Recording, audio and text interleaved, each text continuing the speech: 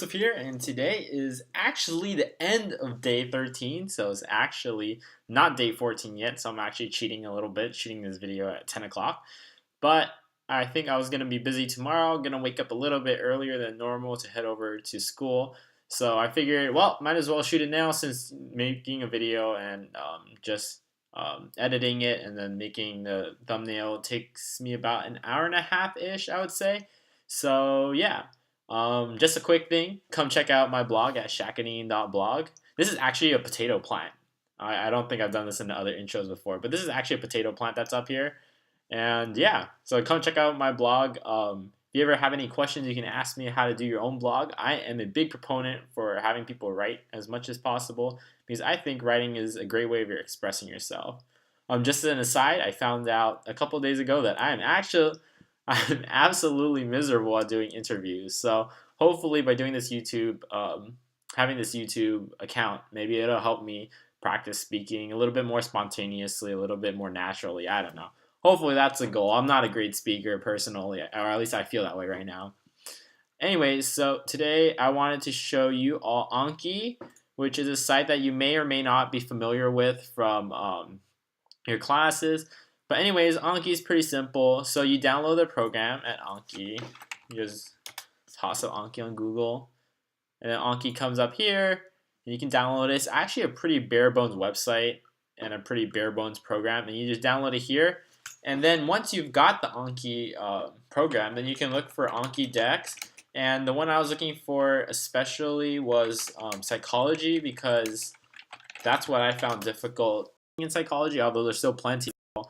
It's the fact that if you have down the framework for all the terms like social constructionism versus social interactionism, just trying to figure out the nuances, having spaced repetition is actually what I think is the best for studying psychology or psych and soc. So yeah, so here's one I clicked on.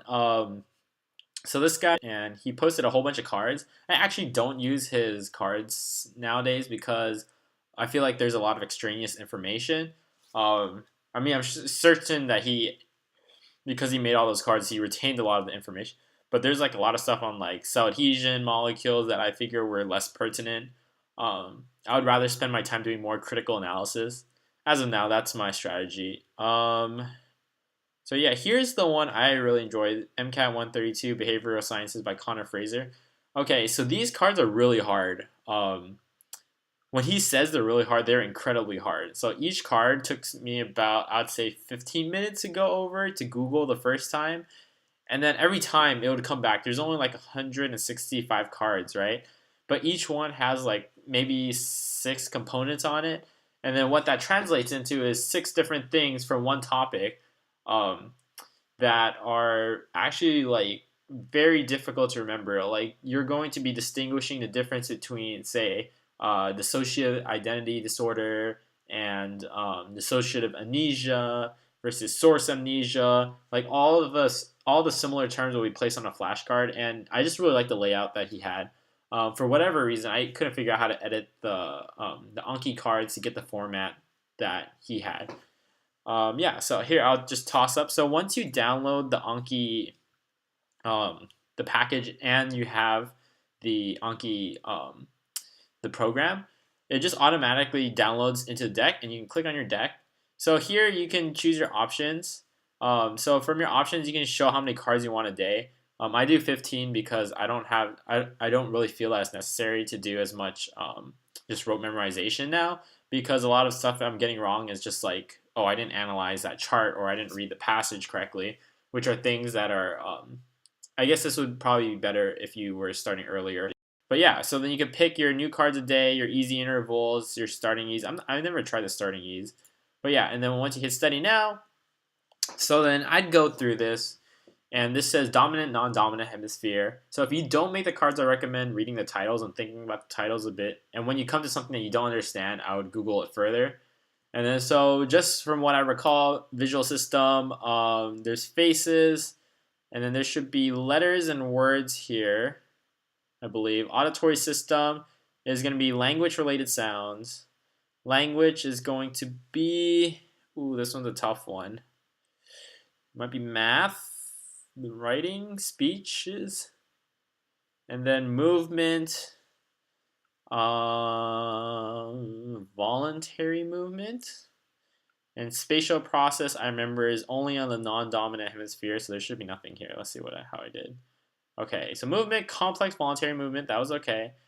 Speech, reading, writing, arithmetic, okay, that was okay. Language-related sounds and letters and words. Okay, so if you got this wrong, then I would recommend to hit this button here. Again, in less than 10 minutes, it will show you the same card.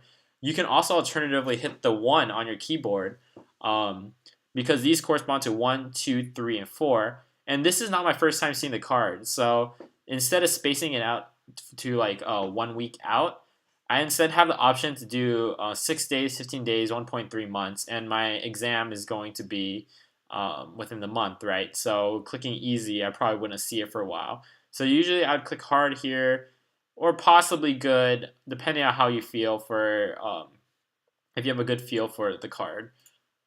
So if you notice, like Connor Fraser's, his cards are actually quite detailed. So he would expect like the symptomatology, symptoms. I have no idea actually.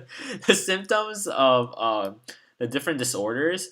He gets really into nitty gritty. I really recommend this deck. I did this last summer when I was trying to study for the MCAT, but previously not having taken biochemistry, it was actually really quite difficult. So I would be like, okay, so increase.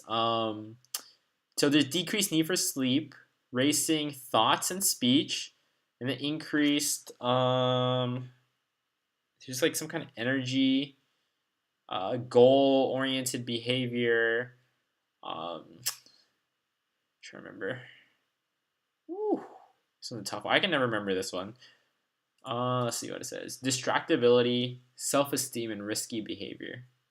Okay, so then if I got this wrong, even though this card it shows up in 4 days for hard and 17 days for good, I would click again because what Anki does is essentially it separates all your flashcards. Unlike Quizlet, it separates all your flashcards and then it basically puts all the hardest flashcards that you keep consistently getting wrong. It gives it priority and then you get tested on it again. So in that way, the spaced repetition is not only optimizing for repetition of all the information, it's prioritizing the information that you said was hard. And when then you say it's hard, usually it's going to be the more important stuff. Like if I forgot something like, oh, cell adhesion molecules, cadherins are calcium dependent, then I would be like, okay, that is usually goes out the window. So I wouldn't worry about that too much. But if it was something important like the definition or they give me the definition for dissociative amnesia and I forgot the word for it, then I would say, okay, then I need to put this as a hard and then just repeat the note cards to myself. So usually doing this by itself for 15 cards would take me anywhere from half an hour to an hour simply because you see the same cards over and over. So it might be 15 that they say you review, but some cards are going to be harder. And then if I forgot bipolar related disorders, then I'd go to Google, I look up symptoms of bipolar disorder, and then I would go and then look through that. Yeah, so that's pretty much for Anki. And something else that I want to show you that I heard other MCAT students that are studying that are in the process of doing full lengths is this. This is my practice exam wrong answers. Now, if you notice, this is page 43. So, fortunately, I didn't get 43 pages of questions wrong.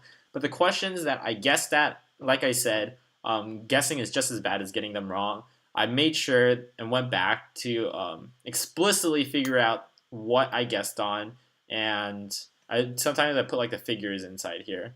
I didn't log the dates, but yeah, these are all the questions I'm getting wrong. Like as much as possible, I don't want to go into this exam saying, okay, I could have done more in terms of content review, or I could have done more. Like I want to make sure that going into the exam, I did everything possible that I could. That I put the time in. Like I feel like most of us don't have the natural aptitude for just being good at exams, right? I mean, like cars is really difficult, so you just got to put in the time where you can improve, and the parts where you're not doing well, you just do the best that you can. Yeah. So this is, I mean, obviously I've been taking exams for a while, so this is the results of it. So I highly recommend the 101 passages. If you are doing, this one's older. I've heard good things about the new ones too. If you're doing cars review because my cars isn't great. This is really good for hitting on like specific details. So this would probably help your like really short term working memory improvement because Exam Crackers really likes that. And then you can also try Princeton Review for main ideas. I heard the Princeton Review is a lot easier. So, I mean, take it as you will. I have a friend that's really good at doing cars, and he just scores really high. And I think that, for him, cars practice wouldn't be as efficient as, say, like doing science or doing psych. So, yeah, so that's it for me today. That's like just a couple strategies that I use and that I've been using. I hope that helps, and I'll see you all in 2 days, hopefully. Bye!